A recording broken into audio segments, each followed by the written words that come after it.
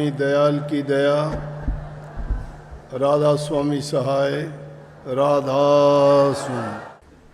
प्यारी साध संगतियों, बुजुर्गों, माताओं, बहनों, भाइयों, बच्चों, जितने भी आप सत्संग लाभ के लिए उपस्थित हुए हो, शांति से बैठ के सत्संग लाभ उठाएं।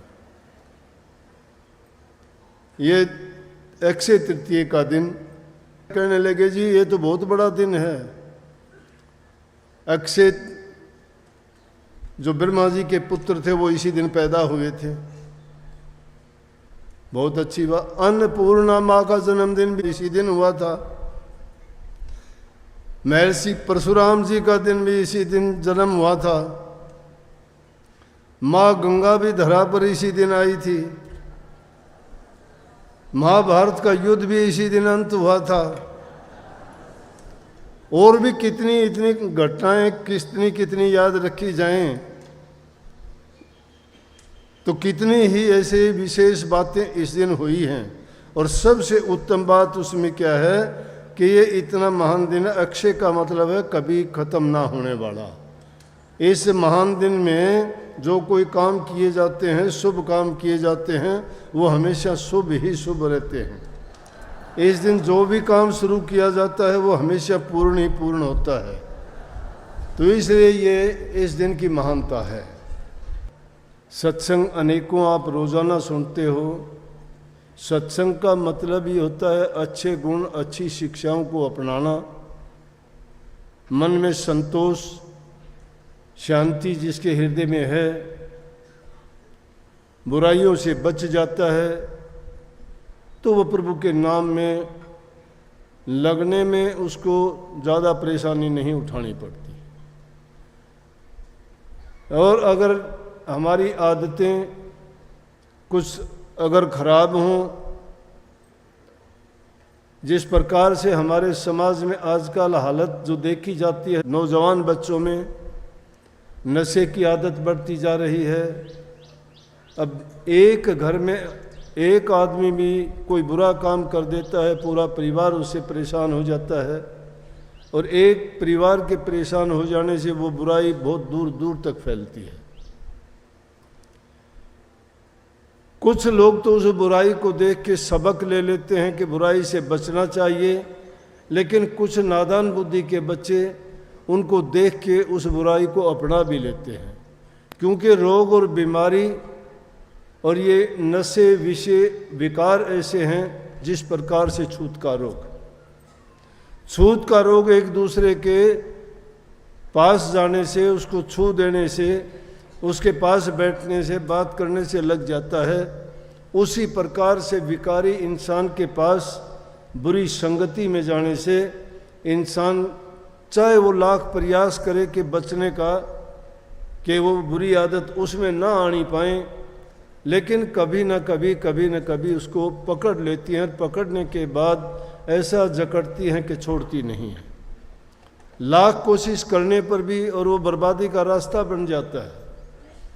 खुद उसकी स्वास्थ्य खराब होता है, धन बर्बाद होता है, परिवार में अशांति हो जाती है। तो हर प्रकार के दुख, हर प्रकार की परेशानियां घेर लेती हैं और अमन चैन घर का खत्म होके नरक के समान घर हो जाता है।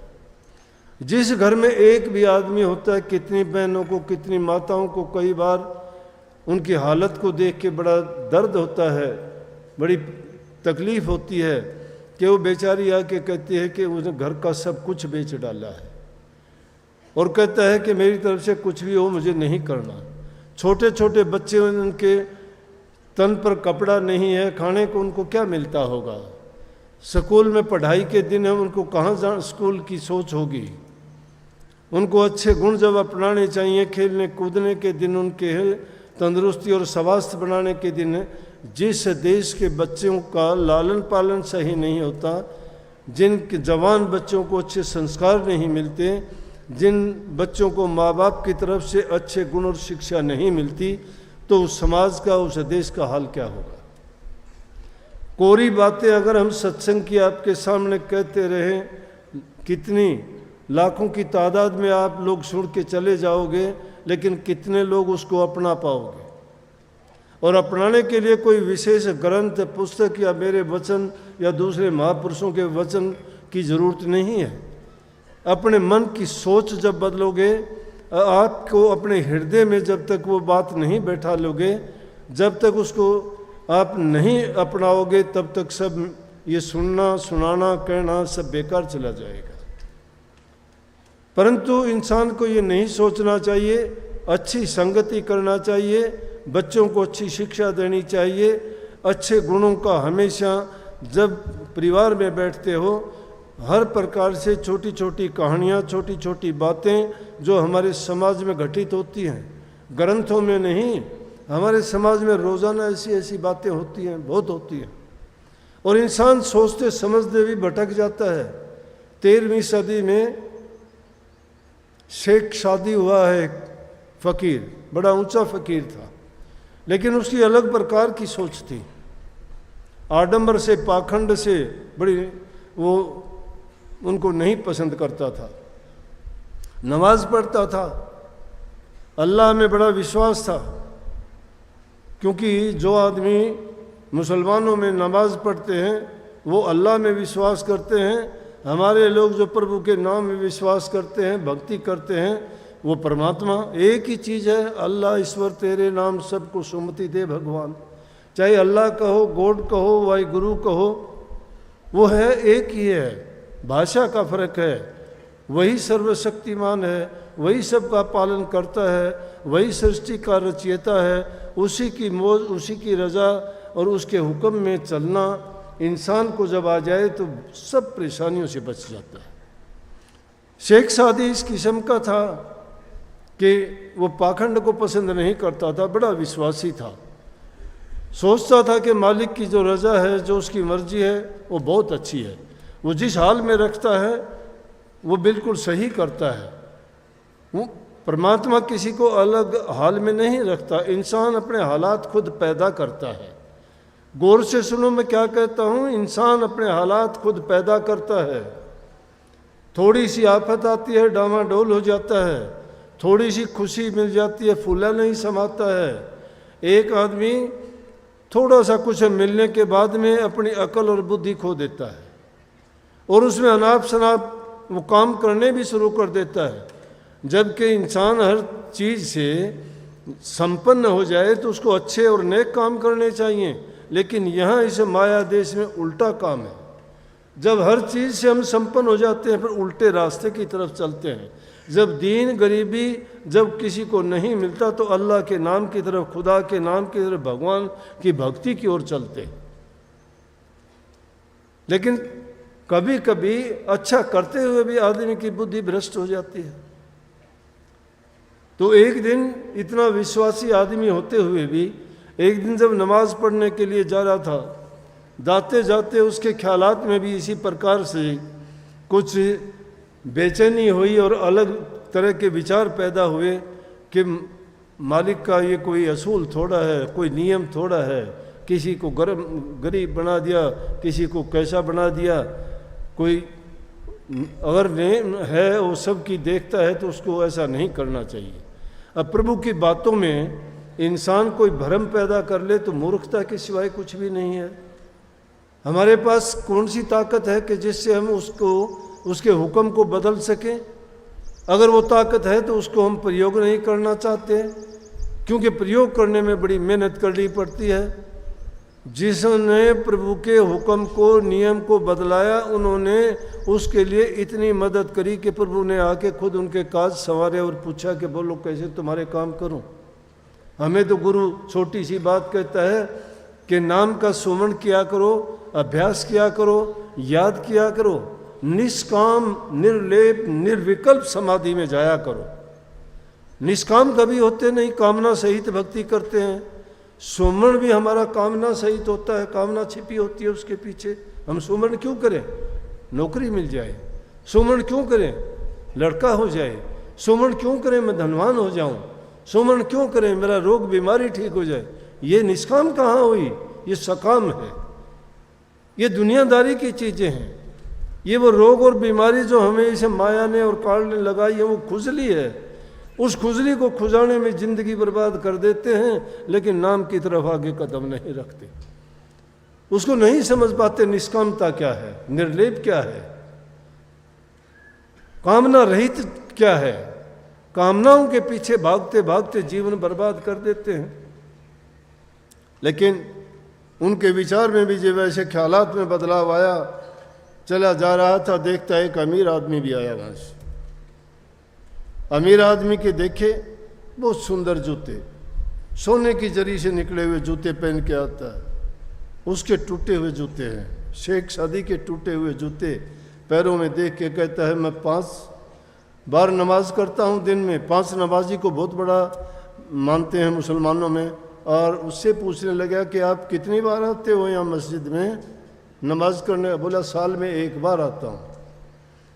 कहने लगा जो साल में 1 बार आता है उसके तो ऐसा आराम देखो, मैं दिन में 5 बार नमाज करता हूँ, मेरे हालात देखो।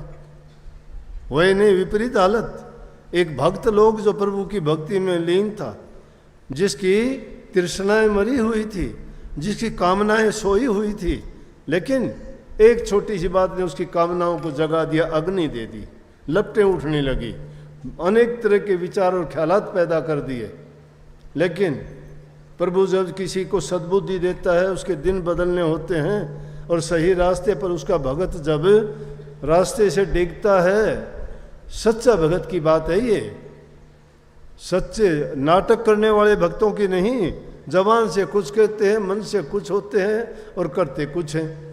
तीनों चीज अलग है उनकी। सोचते कुछ है, करते कुछ हैं और कहते कुछ हैं। इंसान को अपनी सोच ठीक करनी चाहिए, सोच के अनुसार कर्म करना चाहिए, और जो कर्म करता है वो बोल भी देना चाहिए। अगर ऐसा करता है तो बच जाता है, चाहे बुरा है या भला है।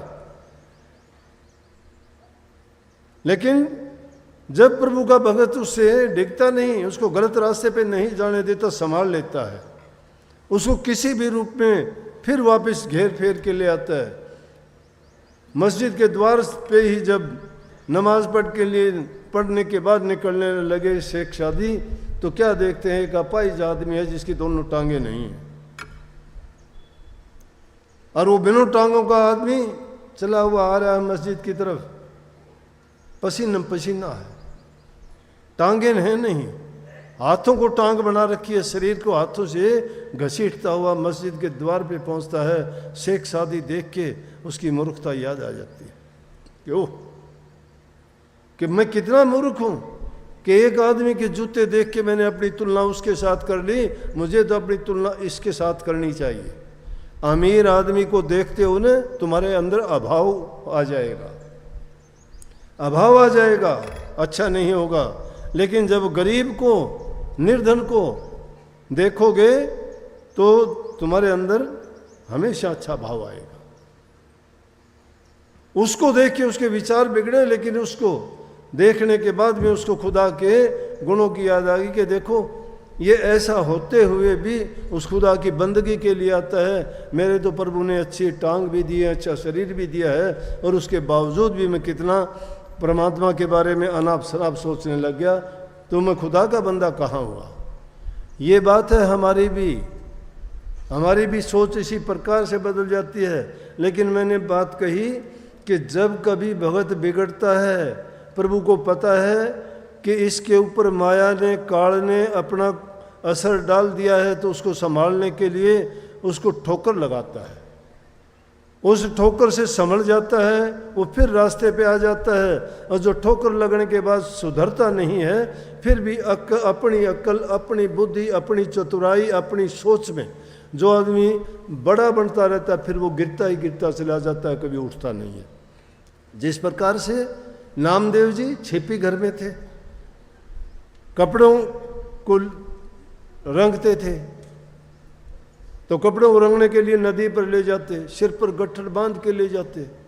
उनको बड़ा दुख होता था, कष्ट होता था, वजन उठा के चलते, सारा दिन काम करते, पानी में उनको धोते, दोनों हाथ थक जाते थे पीटते पीटते उनको, क्योंकि उन पर रंग चढ़ाना होता था। फिर तो रंग चढ़ाने से पहले अच्छी तरह से उनको धोते थे।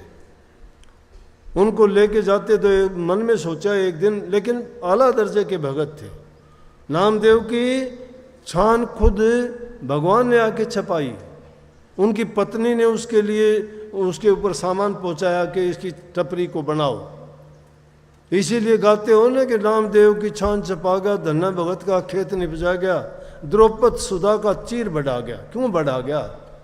कितने बड़े भगत थे वो, उनकी आस्थाएं कितनी तकड़ी थी, उनके विचार कितने थे, उन्हें बेपरवाह होके वो निष्काम था। उन्होंने कोई कामना रख के भक्ति नहीं की थी। उनको संतोष था अपनी टूटी हुई झोपड़ियों में, उनको संतोष था अपने रूखे सूखे खाने में।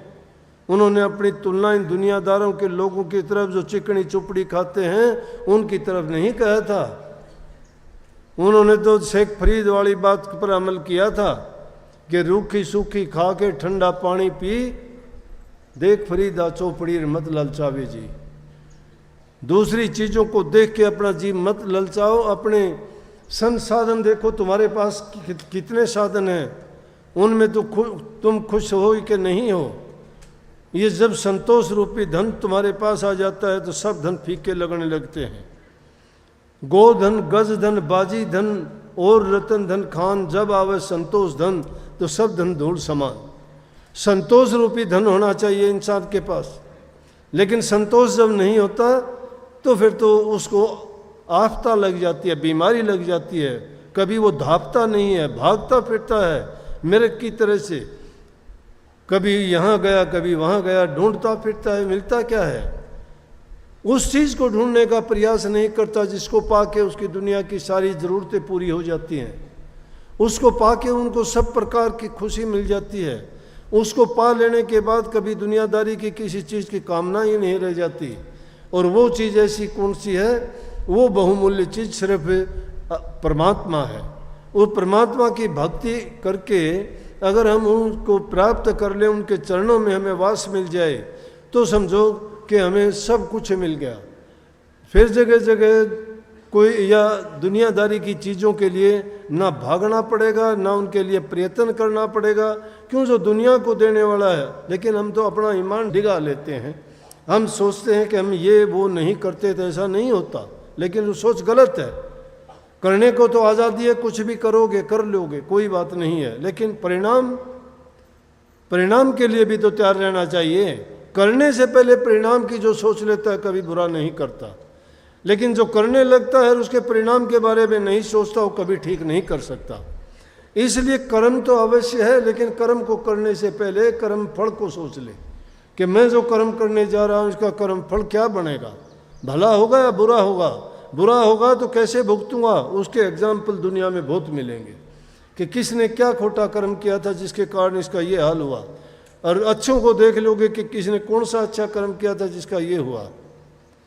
लेकिन बात में यहाँ पर वो कहना चाहता था कि प्रभु अपने भक्तों को कभी भटकने नहीं देता, संभालता है।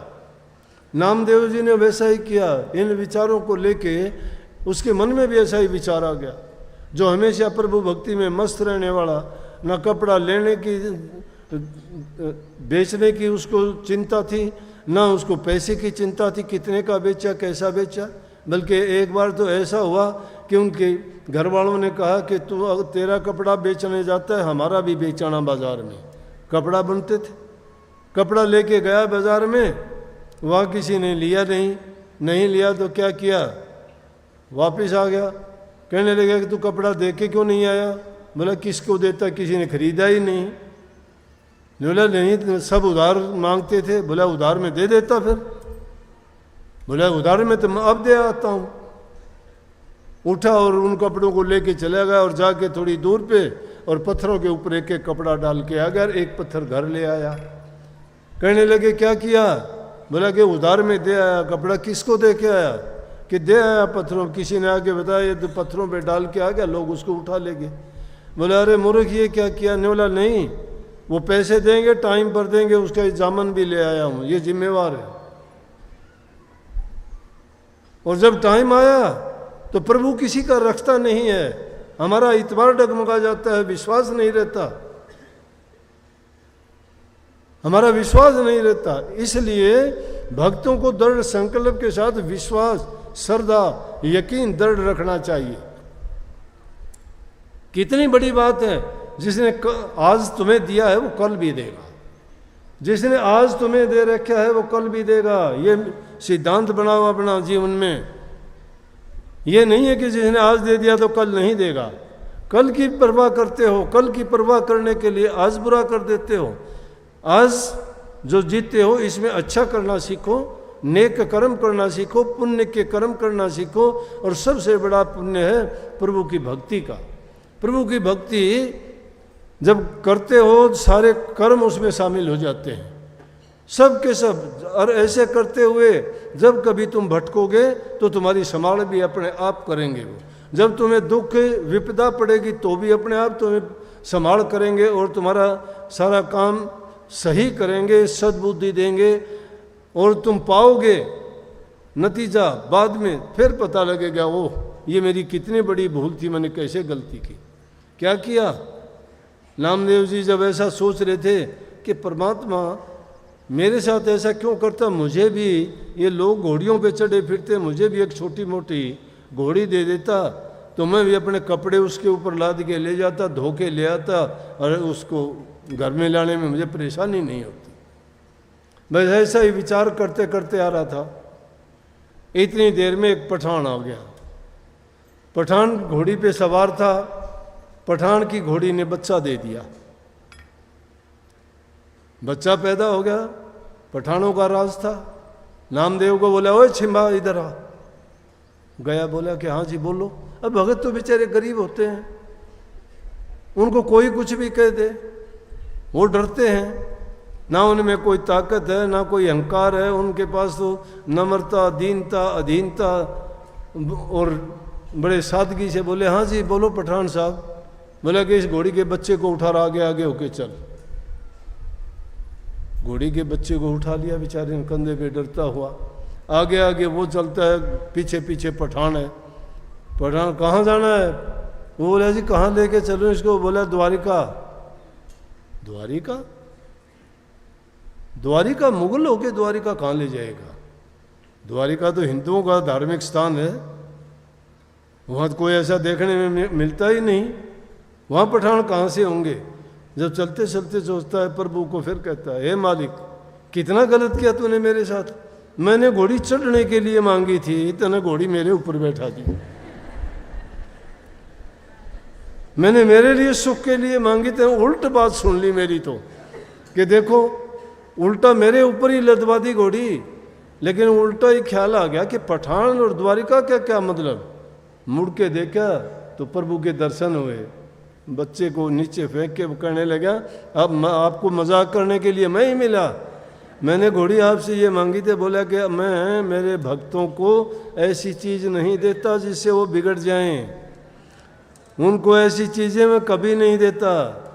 तुम्हारे लिए भक्ति है, भक्ति किया करो। उस प्रभु के नाम पर इतबार और विश्वास करके जो इंसान पक्का और सच्चा होके लगता है तो मालिक उसके अंग संग रहता है। ये ना सोचो कि तुम्हारे अंदर विपदा आती है तो भी वो साथ होता, देखता है कि इसके अंदर कितना मादा है, कितना बर्दाश्त करता है, ये कितना सहन कर सकता है, इसमें कुछ समझ आई है कि नहीं आई। ये अहंकार का काम करना ये तो दुनियादारी की चीज़ है। इस जीव को लूटने के लिए ये तो दोष काल ने ही लगा रखे हैं। कामी इसको बना दिया, क्रोधी इसको बना दिया, लालची इसको बना दिया, अहंकारी इसको बना दिया, तृष्णालु इसको बना दिया, इच्छाएं इसकी लगा दी, कामनाएं इसको लगा दी। उनमें बहकता फिरता है, कभी भरता ही नहीं है। और इन्हीं चीज़ों के पीछे भागता भागता अंत में हाथ कुछ नहीं आता है, खाली जेबें होती हैं, कफन में कोई जेब नहीं होती। ये दुनियादारी की लूट मचाते हैं ना, उनका कफन जाके देख लेना, ना कफन में जेब है, अगर हो भी की तो एक पाई भी उनके पास नहीं है, बल्कि कोई उसके ऊपर से भी फेंकता हो, देखता भी नहीं किसने क्या दिया है। क्या काम आया? क्या काम आया जिनके लिए जीवन बर्बाद किया? नेक काम करते, दान पुण्य के कर्म करते, गरीब दुखी की सहायता करते, ज़रूरतमंद की मदद करते, माँ बाप को तुम सेवा करके तन से, मन से और वचन से तीनों तरह से अगर किसी दूसरे दुखी की, गरीब की, सहायतामंद की सहायता करते, तुम्हें उनके बदले में उनसे एक शुभ आशीर्वाद मिलता, एक शुभ भावना मिलती कि प्रभु तेरा भला करे, प्रभु तेरा भला करे। किसी से दुआ लेना बहुत बड़ी बात है। ये तुम रोज़ाना आशीर्वाद के लिए कहते हो ना, आशीर्वाद दे दो, आशीर्वाद के लायक बन जाओगे, तुम्हें आशीर्वाद देने की ज़रूरत नहीं, आशीर्वाद तो हमेशा तुम्हारे ऊपर बरसता रहता है। उस आशीर्वाद को स्वीकार नहीं करते, ये आशीर्वाद ही है। इन बातों को अगर तुम्हारे इसमें मस्तिष्क में बैठा लोगे, वो आशीर्वाद तुम्हारे मस्तिष्क में बैठा हुआ है। तो इसलिए उन वचनों को सुन के अपने हृदय में रखो ना।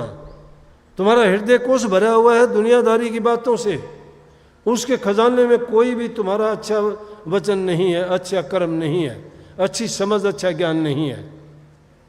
सत्संग रोजाना सुनते में क्या आपको फर्क पड़ेगा? सत्संग ऐसे ही समय गंवा दिया हमने, रोजाना आके उस सत्संग से लाभ क्या उठाया? अरे दुनियादारी के लोग अपने अहंकार में डूबते हैं, कोई कैसे कोई कैसे, क्या मिलता है उनमें? बोलिए, बर्बाद हो जाते हैं छोटी छोटी बातों के लिए, छोटी छोटी जमीन के टुकड़े के लिए, 2 पैसे के लिए। उन आदमियों को इस प्रकार से बर्ताव करते हो जैसे मिट्टी की मूर्तियों से बर्ताव करते हो। परमात्मा की बनाई हुई मूर्तियों को तोड़ने का प्रयास करते हो, सुख कहाँ से होगा? उस शक्तिवान की चीज़ों को जब बर्बाद करोगे तो क्या वो आपको बख्श देगा? क्या सुख देगा? दुनिया की नज़रों से बच जाओगे, क्या उसकी नज़रों से बच सकते हो? उसकी लाखों आंखें हरदम हमें देखती रहती हैं। किस जगह पाप करोगे, किस जगह क्या गलती करोगे, किससे छिपाओगे? इंसानों से छिपाओगे, दुनियादारी से छिपा लोगे, क्या परमात्मा से भी छिपा लोगे? क्या किसी का हृदय मत दुखाओ। सबसे बड़ा धर्म है, सबसे बड़ा धर्म यही है। कोई पंथ मजहब बड़ा नहीं है। बड़े इंसान के सद्गुण हैं, जिसमें वो सद्गुण नहीं है, जो दूसरे की भावनाओं को नहीं समझता है, अपने वचन से किसी को तकलीफ देता है, तन से किसी को परेशान करता है, मन में किसी के प्रति दुर्भावना रखता है, तो समझो कि उसके पास पल्ले कुछ भी नहीं है। छोटी सी बात में बात तो बहुत बड़ी कही कि जीवो और जीने दो। कितनी अच्छी बात है, जीवो। तुम्हारा अपना जीवन है, आप अपने हिसाब से जीवो, उसको अच्छी तरह जीवो। किसी के रास्ते में तुम बाधा ना बनो, तुम्हारे रास्ते में कोई बाधा नहीं बनेगा। किसी के साथ बुरा ना करो, तुम्हारा बुरा करने वाला पैदा नहीं होगा। अगर वो करेगा तो उसको उल्टा उसी को मिलेगा सजा, तुम्हें नहीं मिलेगी। आजमा के देख लेना। अगर तुम्हारा कोई बुरा करता है, तुम तो सोचते हो कि इसने ऐसा कैसे बोल दिया। एक गरीब आदमी को तो कुछ भी बोलते हो तुम, गरीब आदमी को तो कुछ भी बोल देते हो, सुन लेता है, बेचारा लाचार है। लेकिन अगर किसी को तुम्हारे से अमीर को बोलते हो, सुनता है क्या तुम्हारी? नहीं सुनता। वो खेल माया का है। गरीबी में इंसान भक्ति करता है, अमीरी में नहीं करता। अमीरी में जो भक्ति करता है तो उसका कहना ही क्या है, सोने पे सुहागा हो जाता है। और आज का युग तो ऐसा है, प्रभु ने हर इंसान को हर तरह से बड़े बड़े हर प्रकार के साधनों से ऐसा सुसज्जित किया है कि उसको किसी प्रकार का दुख, कष्ट और पीड़ा नहीं है। सब प्रकार का सुख है हर इंसान को। फिर भी किस चीज़ को, वो सुख मिलने के कारण किस चीज़ को भूले हम? किस चीज़ प्रभु को भूले और कोई चीज़ नहीं भूले हैं। नई नई चीज़ें और हमने ईजाद कर ली दुनिया में फंसने के लिए, झूठे कामों के लिए, इस बर्बादी के रास्ते पे चलने के लिए। उस ओर तो हम बढ़े जा रहे हैं, लेकिन जिस रास्ते पे चल के हमें शांति मिलनी चाहिए, जिस पे चल के हमें खुशी मिलनी चाहिए, ये मीठी जेड़ संसार को इसीलिए कहा गया है कि जेड़ में रहते हुए महसूस नहीं हम जेड़ में हैं। लेकिन महसूस कब होंगे? जब समझ आएगी। समझ आएगी जब तक समय चला जाएगा। ये काल की कैद है, और इसकी काल की कैद में जब तक रहेंगे यूं ही मरते रहेंगे, जीते रहेंगे, रोगों से, बीमारी से, तकलीफ से। कभी किसी चीज़ की चाहना के लिए, कभी किसी चीज़ की कमी महसूस करते हुए, कभी भी मन में अमन चैन नहीं होगा। धन होगा तो धन के कारण दुखी रहोगे, निर्धन होगे तो निर्धन होके दुखी रहोगे, संतानहीन होगे तो संतान के लिए तड़पोगे, ज़्यादा संतान वाले होगे तो संतान ही तुम्हें दुखी कर देगी। कितने लोग आके कहते घर से निकाल दिया हमें। किसने निकाल दिया? बेटे बहुओं ने। किसके बेटे बहू हैं? हमारे हैं। उन बेटे बहुओं के लिए हमने क्या क्या नहीं किया। झूठ बोली, कपट किया, धोखा किया, चोरी की, दुनियादारों के दूसरे लोगों के साथ धोखा करते रहे, और वो पाप का घड़ा तो हमारे सिर पर धर लिया, और उसका तो नतीजा कब मिलेगा उससे पहले ही हमारी संतान ने नतीजा देना शुरू कर दिया। क्योंकि वो संतान ने जो खाया, जो जल पिया, जो अन्न उनको खिलाया, जो भी चीज़ उनको दी गई, वो कपट की, धोखे की, छल की, बेईमानी की थी। उन चीज़ों का गुण अच्छा कैसे हो सकता है? जो चीज़ गलत रास्ते से आई है उसका प्रभाव हमेशा गलत ही रहेगा। इसलिए आप मंदिर मस्जिद गुरु के पास जाके कहते हो प्रसाद दे दो। प्रसाद होता क्या है? प्रसाद गुरु की दृष्टि डाली हुई, और उस प्रसाद का कोई अगर नकारात्मक उसमें अवगुण है उसमें, उसको दूर कर देता है। जिस इंसान की शुद्ध भावना, शुद्ध विचार हैं, उसके हाथ का तो अगर तुम पानी की 2 बूंद भी मिल जाएंगी तो तुम्हारे विचारों को बदल के रख देंगी, क्योंकि उनमें पवित्रता है। उनमें पवित्रता है। महाभारत के युद्ध की कहानी आपको छोटी सी याद होगी। जब युद्ध के मैदान में भीष्म पितामह घायल हो गए, बाणों की सैया पर लेटे हुए थे। क्यों लेटे हुए थे? वरदान था, इच्छा मृत्यु थी उनकी, जब तक वो चाहते जिंदा रह सकते थे। जब उन्होंने सोच लिया कि बाणों की सैया पर हूँ, शरीर में बहुत कष्ट है, उन्होंने पांडवों को बुलाया और उनको बुला के कहने लगा कि आओ युधिष्ठिर, मैं तुम्हें धर्म नीति समझाता हूँ। धर्म नीति, धर्म नीति का मतलब वो सत्संग जब भी था, वो सत्संग धर्म नीति ही है, जिसमें धर्म की बातें बताई जाएं, जिसमें गुण भरी बातें हों, जिसमें इस जीव के कल्याण और हित की बातें हों, जिससे ये जीव दुनियादारी के प्रलोभनों से बच के प्रभु की भक्ति की ओर बढ़ सके, वो धर्म नीति कहलाती है, वो धर्म कहलाता है। तो कहने लगा आओ तुम्हें मैं धर्म नीति समझाता हूँ। युद्ध नीति खत्म हो चुकी, अब धर्म नीति सब समझाने लगे। उस टाइम में जब उन्होंने बोलना शुरू किया कि इंसान को ये करना चाहिए, ये नहीं करना चाहिए, द्रौपदी वहीं थी। द्रौपदी कहने लगी है पितामह, आज बड़े धर्म की बात करते हो, आप बड़ी ज्ञान की बातें समझाते हो, आप उस दिन कैसे भूल गए थे? सभा में आप बैठे हुए थे, मेरे 5 पति बैठे हुए थे, गुरु द्रोण बैठे हुए थे, धृतराष्ट्र वहाँ बैठे हुए थे, आचार्य जी वहाँ बैठे हुए थे, सब के सब सभासद वहाँ इतने मौजूद थे। और एक नारी को जब नंगा किया जाने लगा तो क्या आपने आंखें बंद कर ली थी? आपकी जबान उस दिन बंद क्यों हो गई? ताले लग गए थे? उस दिन आपको धर्म नीति याद नहीं थी? आप कैसे वो धर्म नीति को भूल गए थे? भीष्म पितामह जवाब देते हैं, बेटी उस दिन मैंने दुष्ट दुर्योधन के घर का अन्न खा रखा था। दुष्टत्व का, दुष्ट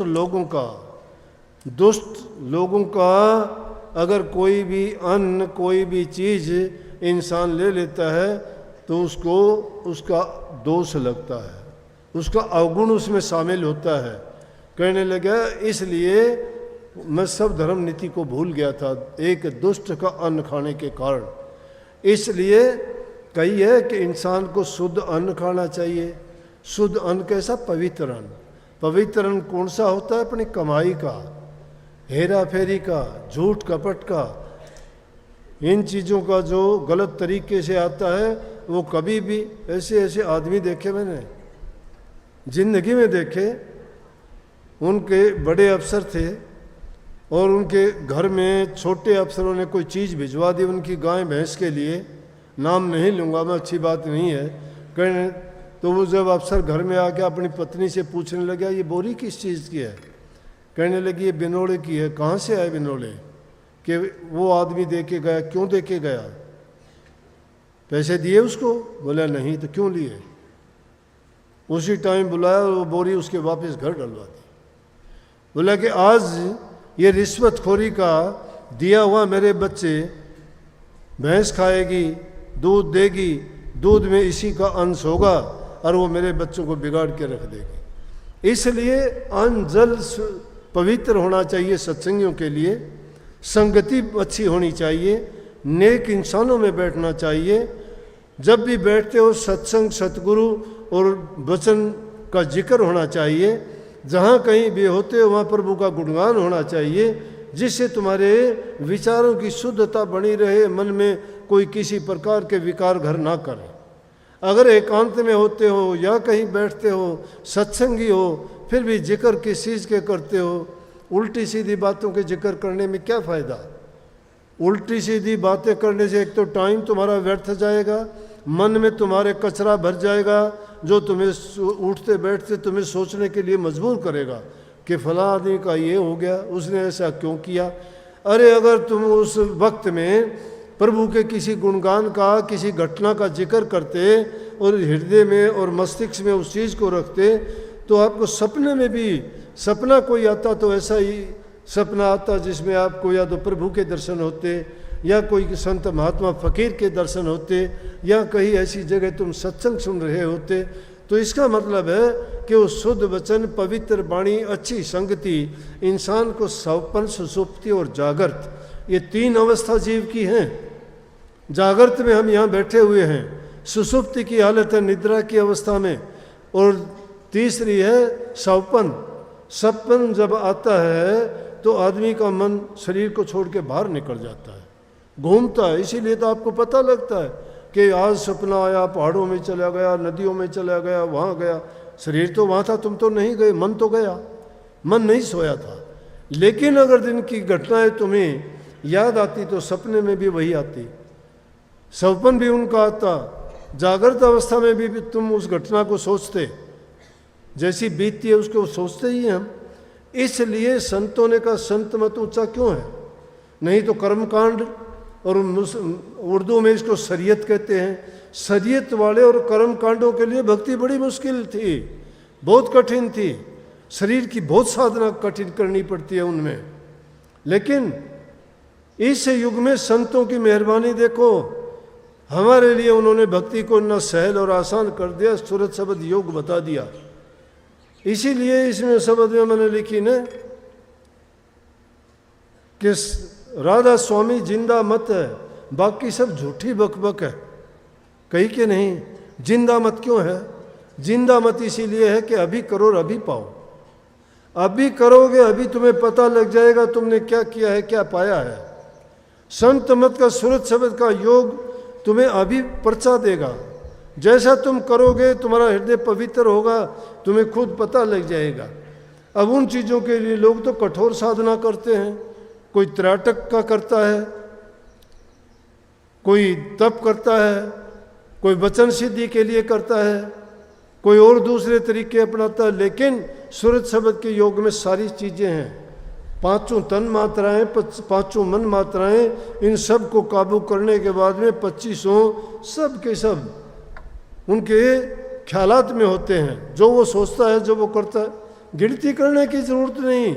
हम भी कहते हैं नाम मिल गया। एक दो से मैंने सुना कोई ऐसे निकम्मे आदमी जिन्होंने कभी किसी गुरु महाराज के नाम देते वक्त बैठ के उसमें और धोखे से उन्होंने बातें सीख ली, सुन ली कि राधा स्वामी मत में 5 नाम बताते हैं, 5 मंजिलें बताते हैं, उनको आध्यात्मिक दर्जे कहते हैं, उनमें धुनियाँ ये होती हैं, उस धुनी पे ये होता है, उस मंडल में ये होता है। क्या पा लिया उसने? क्या पा लिया? ये बातें तो लाओ हम कागज़ पे लिख देंगे, पुस्तकों में लिखी हुई है, क्या बड़ापन किया उसने? अरे किसी चीज़ का किताबों में पता नहीं क्या क्या लिखा है, उन किताबों के लिखे हुए पर आपने अमल कर लिया। एक चीज़ के लिए तुम्हारे पास एडवर्टाइजमेंट आ जाए कि ये लालटन है या ये बल्ब है, इसको जलाओ ये लाइट बहुत देता है, ये फ्यूज़ नहीं होता है, इसमें चाहे बिजली जाओ आओ कभी करने की ज़रूरत नहीं, बिजली आते ही अपने आप जल जाता है, ये रोशनी सफ़ेद देता है। कितने उसके गुण बताओगे? घर में बल्ब लगाया नहीं, क्या कोई गुण पा लिया उसका? पता है आपको, सब बातों को जानते हो, आप भी सब जानती हो। हलवे में क्या, पहले आटा भूनना पड़ेगा, फिर पानी गर्म करना पड़ेगा, फिर चीनी डालनी पड़ेगी, फिर घी डालना पड़ेगा। तुम्हारे पास है कुछ भी नहीं, बनाओ हलवा किस चीज़ का बनाओगे? लिखी लिखाई बातों को, सुनी सुनाई बातों को, जबान के पकवान से पेट नहीं भरता है। हमारे से पूछ लो, हम बता देंगे सब के सब। हम भी जब मेरी माँ ने नाम ले रखा था, मैं पूछता था, मैं बताओ नाम क्या बताया तुमने? बोली क्या बताऊँ, राधा स्वामी बताया है। अब इसको मैं नहीं मानता कि ये तो बता। माँ यूँ कहते हैं कि तुम उसको गुप्त रखो, बताओ ना, तो बताती नहीं है। बोली मुझे इससे ज़्यादा पता ही नहीं है। अब वो जब हमने नाम लिया था, मैं पता लगा कि नाम तो यही है भाई, लेकिन बाकी बात क्या है? बाकी बात तो जो को समझाने के लिए रूहानी दर्जे हैं वो बताए जाते हैं, लेकिन उनको तो इस प्रकार से हैं कि वो लिख तो दिए, करना तो नहीं आया ना हमें। करना जब उसको सीख जाओगे, करने के लिए हमें कहते हैं कि नाम का सुमरण करो। पहली सीढ़ी नाम का सुमरण करो। कैसे करोगे? अपने इष्ट को सामने रख के करो। इष्ट को सामने कैसे रखोगे? पूरा विश्वास के साथ, उनसे प्रीत पक्की, विश्वास दृढ़। जब वो तुम्हारे हृदय में बैठ जाएगा, सुमन तुम्हारा पक्का अपने आप हो जाएगा। जब कभी भी नाम होगा, वो पतंग की तरह तुम्हारी ओर खींचे चले आएंगे, क्योंकि आपने उनको सन्मुख रख के सुमन किया है। सुमन करोगे, ध्यान अपने आप आना शुरू हो जाएगा, ये अलग नहीं है। जब मन की वृत्ति सब एकाग्र होनी शुरू हो जाएंगी, फिर क्या होगा कि आपकी रूह ऊपर के दर्जों में चढ़नी शुरू कर देगी और नीचे के दर्जे अपने आप नीचे चले जाएंगे, लेकिन चेतनता के साथ होगा ये सब कुछ। वहाँ ये नहीं होगा कि भाई कोई कहता है मुझे नींद आ गई, कोई कहता है मैं चमक के उठ जाता हूँ, कोई कहता है मेरे साथ ये होता है। वो तो ये चीज़ें तो शरीर में अनेक प्रकार की क्रियाएं होती रहती हैं, लेकिन जब एकांत में होते हो तब वो होती है, तब हमें पता लगता है कि अब ये हो गया। लेकिन जब एकांत में जाके मन की वृत्तियों को एकाग्र करके, गुरु के रूप को अपने सामने रख के, मन की वृत्तियों को रूप में जमा के और आप नाम का सुमरण करोगे, धीरे धीरे करके तुम्हारे नीचे के दर्जों से तुम्हारी वृत्ति उठ के ऊपर की तरफ आनी शुरू। क्यों? जो चीज़ हल्की होती है ऊपर उठती है। अभी तो हमारी रूह नीचे के दर्जों में ही फंसी पड़ी है। क्यों फंसी पड़ी है? कि सारे के सारे जो इंद्रियां हैं, इंद्रियां द्वार सारे के सारे स्थूल शरीर में हैं और हम उनके भोगी हैं, हम उनका आनंद लेते हैं, आनंद लेते हैं ना। मन और सूरत वहाँ से ऊपर नहीं आती। इसीलिए उन चीज़ों का व्रत करना कठोर है, वो तप करना, साधन करना, लेकिन गृहस्थियों के लिए आसान इसलिए बता दिया कि गृहस्थियों की ओर कामनाएं तृप्त हो जाती हैं। दूसरे काम जो लोग करते हैं उन कामनाओं को गृहस्थी लोग पूरी कर चुके होते हैं, और वो जब पूरी कर चुके होते हैं उनकी लालसाएं नहीं रह जाती उनमें। इसलिए वो सोचते हैं कि हम अपना टाइम निकाल के, आदमी वही महसूस करता है जिसने करके देखा है। वो सोचता है मैंने गलत किया है या भला किया है। करके जो पछताता है समझो गलत कर दिया उसने। करके जो पछताता नहीं है तो समझो कि उसको उसका बोध या एहसास नहीं है, क्योंकि वो चिंतन नहीं करता है उस पर। और जो करने के बाद में उसका विश्लेषण करता है, वो चिंतन करता है, वो कभी बुरा नहीं कर सकता, कभी उसको उसकी हानि नहीं उठानी पड़ती। क्योंकि एक बार गलती करेगा, दो बार करेगा, लेकिन उस गलती से उबर के और वो अपने रास्ते पर चल पड़ेगा और मंजिल को पा लेगा। सच्ची भक्ति यही है। लेकिन हम भूल जाते हैं, थोड़े समय के लिए तो बैठते हैं, फिर मन उकता जाता है। क्यों? मन को आदत नहीं है, शरीर भी जवाब दे देता है, फिर इधर उधर की कोई बात याद आ जाती है, फिर वो बात ही नहीं रुकने देती, बैठने देती हमें। इसलिए मन की वृत्ति करो एकाग्र। समझ गए? मन की वृत्तियों को एकाग्र जब करोगे तो सुरत ऊपर चढ़ेगी, नहीं चढ़ेगी। ये बातें और हैं सारी, ये बातें इसलिए हैं ताकि हमें समझ आ जाए कि वो बातें तो जीवन में होती रहेंगी, होंगी, लेकिन उन बातों को, उन कर्म को भी हमें सोच के करना चाहिए कि उसके कर्म करने से कोई ऐसा कर्म ना बढ़ जाए कि जिसके कारण हम विचलित हो जाएं, हमारा मन उसको आदत ना बढ़ा ले, और वो आदत बन जाएगी तो आदत छूटनी कठिन हो जाएगी। इसलिए हमें अपनी आदत क्या बनानी चाहिए? प्रभु के नाम में वृत्ति लगाने की आदत बढ़ानी चाहिए। हमें उस सत्संग की ओर जाने के लिए बढ़ानी चाहिए। प्रभु ने पांव दिए हैं कि हम सत्संगों में जाएं, मंदिरों में जाएं, गुरु दर्शन के लिए जाएं। हाथ दिए हैं, सेवा करने के लिए दिए हैं। आंखें दिए हैं, दर्शन करने के लिए दिए हैं। कान श्रवण दिए हैं, ये नेक और शुद्ध वचन प्रभु की कीर्ति, उनका गुणगान सुनने के लिए, और जबान गुणगान गाने के लिए दिए गई हैं। ये निंदा चुगली करने के लिए जबान नहीं है। उनमें तो व्यर्थ पाप कमाना और अपने हृदय में बुराई भर लेना है। इसलिए जो भी हमारे ज्ञान इंद्रियां, कर्म इंद्रियां हैं, उनको सबको हमारे हित के लिए, हमारे लाभ के लिए हमें उनका उपयोग करना चाहिए, तभी हमारा जीवन सार्थक होगा, इसका कुछ अर्थ और महत्व होगा। इस जीवन की बड़ी कीमत है, लेकिन भूल जाते हैं हम। किसी भी संत ने ये नहीं कहा कि भाई तुम इस जीवन में नहीं कर पाओगे। उन्होंने यही कहा कि तुम करने के लिए तैयार हो जाओ, इसी जीवन में सब कुछ कर पाओगे। मैंने एक दिन कहा तो था, लेकिन वो आज भी बात तो नहीं क्यों कही कि एक जन्म गुरु भक्ति कर, जन्म दूसरे नाम, तीसरे में मुक्ति पदर, चौथा में निज धाम। संतों का चिताया हुआ जीव कभी नरक में नहीं जाता। कितना भी अधम, कितना भी पापी भी क्यों ना हो जाए, कितना भी पापी ना हो जाए, अजामेल जैसा पापी नहीं हो सकता।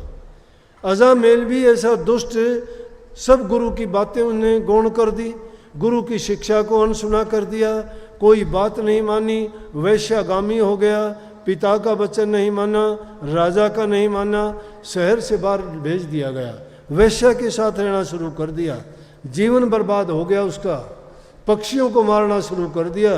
कहाँ एक अच्छा ब्राह्मण, इतना बड़ा ज्ञान का ज्ञाता, लेकिन करनी से इतना गिरा, राजघराने का पुरोहित पंडित होते हुए भी, परंतु महात्मा का एक वचन ही काम कर गया उसके लिए। हम महात्माओं के साथ सारी जिंदगी बिताते हैं तो हमारा अच्छा क्यों नहीं होगा? और उन्होंने भी अपने लड़के का नाम नारायण रखने से साधु महात्माओं से कहने लगे, मैं राम का नाम तो ले नहीं सकता, पापी हूँ, मेरे से लिया ही नहीं जाएगा, इतने पाप किए हैं। महात्माओं के पास तो ज्ञान युक्ति होती है, इस जीव को समझाने के लिए अनेक की बातें हैं, परंतु प्रभु के नाम की भक्ति करना बहुत कठिन है, आसान नहीं है। ये बात मीठी लगती होंगी आपको, लेकिन करके देखोगे जब पता लगेगा। तुम्हारे घर में ही तुम्हारे दुश्मन हो जाएंगे, तुम्हारे रिश्तेदार ही तुम्हारे दुश्मन हो जाएंगे, तुम्हारा घरवाला ही तुम्हें नहीं आने देगा, तुम्हारी पत्नी रोज झगड़ा करेगी, तुम्हारे लड़के नहीं आने देंगे। ऐसी बाधाएं क्यों? काल रचना रचता है, काल ऐसे ऐसे फंदे डाल देता है कि ताकि उसको भटका दे। इसलिए ये इतना सुगम मार्ग भी नहीं है कि जितना हम सोचते हैं, बहुत कठिन है। करते करते भी बड़े बड़े संत फकीरों साथ भी ऐसे कई मौके गुजरे कि उन्होंने भी कहना पड़ा कि भाई हमसे नहीं होगा ये काम, छोटी तेरी भक्ति परमात्मा, जब भक्तों के साथ ऐसा ही असूल होगा। मुल्तान शहर के सब साधुओं ने माला फेंक दी थी प्रहलाद भगत को जब अग्नि में जलाने लगे कि भगत अगर अग्नि में ही जलाए जाएंगे क्या करेंगे माला फेर के? बोला ये ले अपनी माला, हम नहीं जपते आज के बाद। भगत नाराज हो जाते हैं कि भक्तों के साथ ऐसा होगा, फिर क्या भगत को जलने दिया? अरे जब भावना सच्ची होगी, विचार तुम्हारे सच्चे पक्के होंगे, इरादे तुम्हारे बुलंद होंगे, तो कोई चीज़ तुम्हें रोकने वाली नहीं।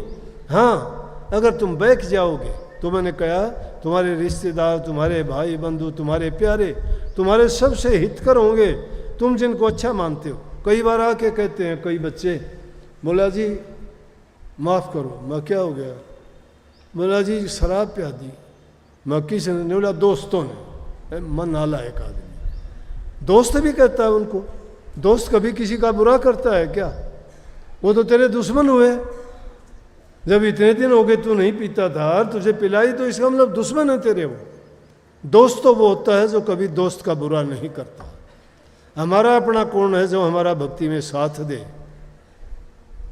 जो हमें हौसला दे कि रास्ते से भटक ना जाना, कोई बात नहीं, बाधाएं आती रहती हैं। इसलिए सतगुरु को सच्चा साथी, सच्चा सखा, पिता, माता, माँ, पत्नी, सब कुछ तो गुरु ही है। गुरु नहीं भटकने देता, गुरु को लालच नहीं है हमसे, गुरु को स्वार्थ नहीं है। फिर गुरु को याद क्यों नहीं करते? जो तुम्हारा इतना हित चाहता है उसकी बात निस्वार्थ है, निष्कपट है, निश्चल है, निर्लेप है, कल्याणकारी है, हितकारी है, गुणकारी है। इसलिए गुरु की पूजा, गुरु की कर हरदम पूजा, गुरु समान कोई देव ना दूजा। गुरु के समान दूसरा कोई देव नहीं है, इसलिए पूजा की कही है। कभी सोचो हाँ उस आदमी की पूजा करेंगे, वो तो हमारा नहीं, आदमी होगा किसी के लिए, हमारे लिए गुरु है। हमारे लिए गुरु है, उसने हमें बुराई से बचा दिया, सही रास्ते पे ला दिया, हमारी परेशानियां जिसने उठा ली। या ऐसा कौन कर सकता है? हमारा हितकारी कौन है? या तो परमात्मा कर सकता है, परमात्मा की बात कर सकता है तो गुरु कर सकता है। पिता भी अगर 3 बच्चे होंगे तो भेदभाव कर देगा, वो भी कर देगा, लेकिन परमात्मा किसी से भेदभाव नहीं करता। इसलिए सब कुछ भूलो, परमात्मा को ना भूला करो। उसका सुमन हमेशा चलते फिरते, उठते बैठते, सोते जागते, ये उन्मन रहनी है वैसे तो, लेकिन ये भी याद करोगे तो जो लग गया रही ये मेरा प्रेमी भाई रे, तेरी बनत बनत बन जाई रे, तेरी बनत बनत बन जाई रे, लगे रही है, लगे रहोगे तुम्हारी भी बन जाएगी, मेरी भी बनाइयो, शरण आए सबकी बनी। मालिक आप सबका सद्बुद्धि दे, आपका प्रेम और ज्यादा बढ़ाए। प्रेम तो आप में बहुत है, और प्रेम जहां होता है भक्ति भी होती है। फिर थोड़ी बहुत छड़ कपट वाली बात है वो और छोड़ दोगे तो बहुत अच्छे हो जाओगे। सबको बहुत बहुत आशीर्वाद। मालिक आपको सद्बुद्धि दे। गुरु महाराज से प्रार्थना कि आपकी रुचि भक्ति में बढ़ाए और आप आगे से बढ़ के और ज़्यादा अभ्यास करें, नाम का सुमन करें, ध्यान करें।